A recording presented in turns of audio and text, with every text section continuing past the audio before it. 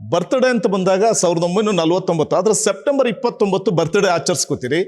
September 7 September 7. So September 7 birthday ಆಚರಿಸ್ಕೋತಿರಲ್ಲ, ಏನ್ special sir? ನೀವು ಕಡ್ಲೆಕಾಯಿ ಹಂಚುತ್ತೀರಿ ಆ ಸಂದರ್ಭದಲ್ಲಿ, ಅದೆಲ್ಲ ಏನು ಸ್ಪೆಷಲ್ ಅಂತ ಅವತ್ತು? ಇಲ್ಲ, ಈಗ ನೀವು ಸುಮಾರು ಎಷ್ಟು ವರ್ಷ ತಮಗೆ? ನನಗೀಗ 38. 38 ಆಗ ನಾವು ಚಳುವಳಿ ಮಾಡಿದಾಗ ನೀವು ಹುಟ್ಟೇ ಇರಲಿಲ್ಲ. 1962 ಸೆಪ್ಟೆಂಬರ್ 7 ಇದು ಆವತ್ತು ನನಗೆ ಬೂಡ್ಸ್ ಡೇಟ್. ಓಕೆ. ಯಾಕೆ ಬೂಡ್ಸ್ ಡೇಟ್ ಬಿತ್ತು? ಆಗ ಇನ್ನೂ ನನಗೆ 20 ವರ್ಷ ಇರ್ಬೋದು. ನಾನು ಓಕೆ, ಅಷ್ಟೇ 20 ವರ್ಷ ಇರ್ಬೋದು. ಏನ್ ಘಟನೆ ಸರ್ ಅದು? ಬೂಟ್ ನೈಟ್ ಬಿದ್ದಿದ್ ಏನಕ್ಕೆ? ಏನ್ ಘಟನೆ ಅದು ಅಂತ? ಯಾವುದು ಬೂಟ್ ನೈಟ್ ಬಿತ್ತು ಅಂತ ಹೇಳಿದ್ರಲ್ಲ, ಏನ್ ಘಟನೆ ಸರ್ ಅದು? ಹೇಳ್ತೀನಿ, ಅದಕ್ಕೆ ಹೇಳ್ತೀನಿ. ಘಟನೆ ಕನ್ನಡ ಚಿತ್ರಗಳು ತಮಿಳು, ತೆಲುಗು, ಮಲಯಾಳಿ ನಡೀತಿತ್ತು. ಕಡ್ಡಾಯವಾಗಿ ಕನ್ನಡ ಚಿತ್ರಗಳನ್ನ ಚಿತ್ರಮಂದಿರದಲ್ಲಿ ಹಾಕಲೇಬೇಕು. ಇದು ನಮ್ಮ ಒತ್ತಾಯ, ಚಳವಳಿ. ಅಲಂಕಾರ ಟಾಕೀಸ್ ಅಂತಿತ್ತು ಮೊದಲು, ನೀವು ನೋಡಿರಲಿಲ್ಲ. ಈ ಕಡೆ ಕಪಾಲಿ ಇತ್ತು, ಈ ಕಡೆ ಅಲಂಕಾರ ಟಾಕೀಸ್ ಇತ್ತು. ಅಲ್ಲಿ ಹಿಂದಿ ಚಿತ್ರ ನಡೀತಿತ್ತು. ನಾವು ಹಿಂದಿ ಚಿತ್ರಕ್ಕೆ ನುಗ್ಗಿ ಗಲಾಟೆ ಮಾಡಿ ಆ ಒಂದು ಪರದೆಗೆಲ್ಲ ಬೆಂಕಿ ಇಟ್ಟು ದೊಡ್ಡ ಹೋರಾಟ ಮಾಡಿ, ಆಗ ಬೆಂಗಳೂರು ಸಿಟಿ SP ಒಬ್ಬ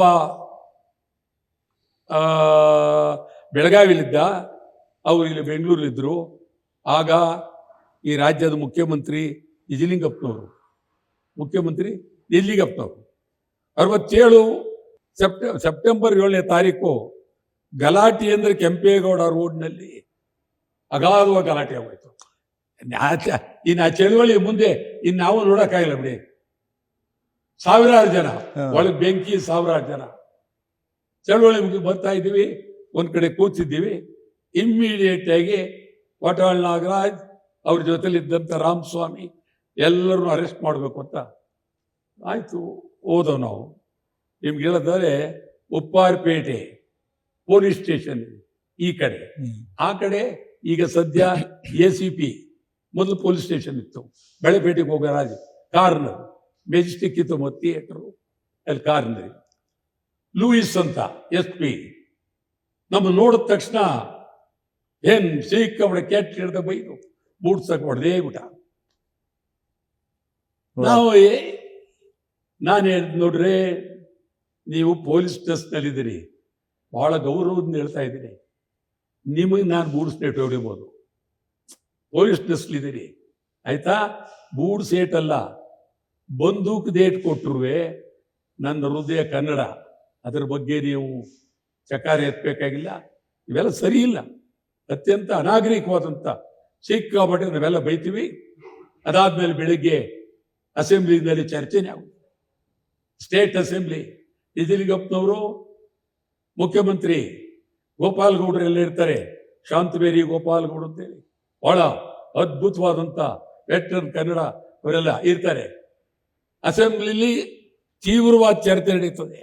ಹೋಮ್ ಮಿನಿಸ್ಟರ್ MV ರಾಮರಾವ್ ಅಂತೇಳಿ ಚರ್ಚೆ ಆದ ನಂತರ ನಿಜಲಿಂಗಪ್ಪನವರು ರಿಪ್ಲೈ ಕೊಡ್ತಾರೆ. ಕರ್ನಾಟಕ ಏಕೀಕರಣ ಆದ ನಂತರ ನಾನು ಮುಖ್ಯಮಂತ್ರಿ ಆಗಿರುವಾಗ ಕನ್ನಡ ಚಳಿ ಒಬ್ಬರಿಗೆ ತರ ಬೂಟ್ ಸ್ಟೇಟ್ ಬಿಡೋದು ನನಗೆ ಅಗೌರವ, ರಾಜ್ಯಕ್ಕೆ ಅಗೌರವ. ನಾನು ತಮಗೆ ಸದನಕ್ಕೆ ಉತ್ತರ ಕೊಡ್ತಾ ಇದ್ದೀನಿ. ಲೂಯಿಸ್ ಇವತ್ತಿನಿಂದಲೇ ಡೆಲ್ಲಿಗೆ ವರ್ಗಾವಣೆ ಮಾಡಿದ್ದೀನಿ. ಓಕೆ. ಏನ್ ದಿನ ಅದು ಜನ. ನೀವು ಹೇಳೋದು. ಆಮೇಲೆ 3 ದಿನ ಜೈಲಿದ್ದವು ನಾವು. 3 ದಿನ ಜೈಲಲ್ಲಿದ್ದವು. ಅಲ್ಲಿಂದ ಹೋಗಿ ಅಲ್ಲಿಂದ ನಮ್ಮನ್ನು ಅಲ್ಲೇ ಅರೆಸ್ಟ್ ಮಾಡಿದ್ರು, ಅಲ್ಲಿ ಉಪ್ಪಾರಪೇಟೆ. ಸೊ ಅಲ್ಲಿಂದ Ulsoor gate police station. Arrest ಅಂದ್ರೆ ನೀವೇನ್ ತಿಳ್ಕೊಂಡಿರ್ಬೋದು, ನಿಮ್ ಭಾವನೆ. ಓಕೆ, ಬಂಧಿಸ್ಬಿಡ್ತಾರೆ ಅಂತ. ಒಂದು ಬಿಟ್ಬಿಡ್ತಾರೆ, ವರ್ಷಕ್ಕೆ ತಗೋತಾರೆ, ಆಮೇಲೆ ಬಿಟ್ಬಿಡ್ತಾರೆ ಅಂತ. ಹೌದು. ಇಲ್ಲ ನೀವು ನೋಡ್ಬೇಕು, ಹಾ. ಅಲ್ಲಿ ಒಳಗಡೆ ಇದೇ ಇದೆ ಕಬ್ಬಣದ ಒಂಥರ ಜೈಲ್ ಒಳಗಡೆ ಓಕೆ. ಸರಳ ಹಾಕಿ ಜೈಲ್ ಐತೆ, ಅಲ್ಲಿರುತ್ತೆ. ಅದು ಒಳಗಡೆ ನಮ್ ಹಾಕಿ ಬೀಗ ಹಾಕ್ತಾರೆ. ಅದು ಈಗ ಮಾಡಲ್ಲ, ಅದು ಕಾಲ ಹೊಟ್ಟಿತ್ತು. ಆ ಕಾಲದಲ್ಲಿ ಉಪ್ಪಾರಪೇಟೆ ಸ್ಟೇಷನ್ ನಲ್ಲಿ ನಮ್ಮನ್ನ ಒಳಗಡೆ ಇಟ್ಟು, ಬ್ಯಾರಕ್ ಒಳಗಿಟ್ಟು ಕೇಸ್ ನಡೆಸ್ತಾರೆ. ನಾವು ಸುಮ್ಮನೆ ಅದೆಲ್ಲ ಒಂದೊಂದು ಇನ್ಸಿಡೆಂಟ್ ಚೆನ್ನಾಗಿದೆ. ನಾವು lockup, I am sorry, lockup ಅಂತ ಅದ್ರ ಹೆಸರು. ಲಾಕಪ್ ಇಡ್ತಾರೆ. ಅಲ್ಲಿ ಒಳಗಡೆ ನಮ್ಗೆ ಇನ್ನೂ 3 ಜನ ಕೂತಿರ್ತಾರೆ ಒಳಗಡೆ. ನಾವು ಒಳಗಡೆ ಹೋದು 4 ಜನ, ಅಂದ್ರೆ ಅವ್ರು 3 ಜನ ಯಾವ ಕೇಸು ಬಂದಿರ್ತಾರೆ. ನಾವು ಅಲ್ಲಿ ಒಳಗೆ ಹಾಕಿ ಬೀಗ ಹಾಕೊಂಡ್ರು. ಅವರು ಆಂಧ್ರ ಬಾರ್ಡರ್ ಗಡಿ, ಅನಂತಪುರ ಜಿಲ್ಲೆ ಬಾರ್ಡರ್ನವರು. ಅವರು ನಮ್ಮನ್ನು ಕೇಳ್ತಾರೆ, ಸರ್ ಏನ್ ಬಂದತ್ತವು ಅಂತಂತಾರೆ. ಎಲ್ಲಪ್ಪ ಅಂತ, ನೀವೇನು ಅಂತ ಕೇಳ್ತೀವಿ ನಾವು. 3 ಜನ ಕೋಟಾ ನೋಟ್ ಮಾಡ್ತಾ ಇದ್ದೋ. ಕೋಟಾ ನೋಟ್ ಪ್ರಿಂಟ್ ನಮ್ಮನ್ನ ಅರೆಸ್ಟ್ ಮಾಡಿ ತಂದಿಟ್ಟಿದ್ದಾರೆ. ಅವರೇ ನಿಮ್ ಜೊತೆಲಿ ನಮ್ಗೆ ಇಟ್ಟಿರಲ್ಲಪ್ಪ ಇವರು. ನಾವು ಸುಮ್ಮನೆ ಕೂತು.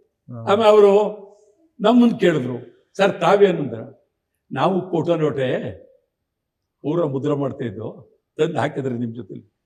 ಇರ್ಲಿ ಬಿಡಿಸೋಣ ಅಂದ್ರೆ ಅದ ಅರ್ಥ ಏನು ಅಂತಂದ್ರೆ, ಆ ಪರಿಸ್ಥಿತಿಯಲ್ಲಿ ಕೋಟಾ ನೋಟ್ನವ್ರು ಒಂದೇ, ಕನ್ನಡ ಚಳುವಳಿಗಾರರು ಒಂದೇ, ಹೋರಾಟ ಮಾಡಿದವರು ಒಂದೇ, ಕನ್ನಡ ಅಂದವರು ಒಂದೇ, ಕೂಗಿದವರು ಒಂದೇ. ಈ ಪರಿಸ್ಥಿತಿ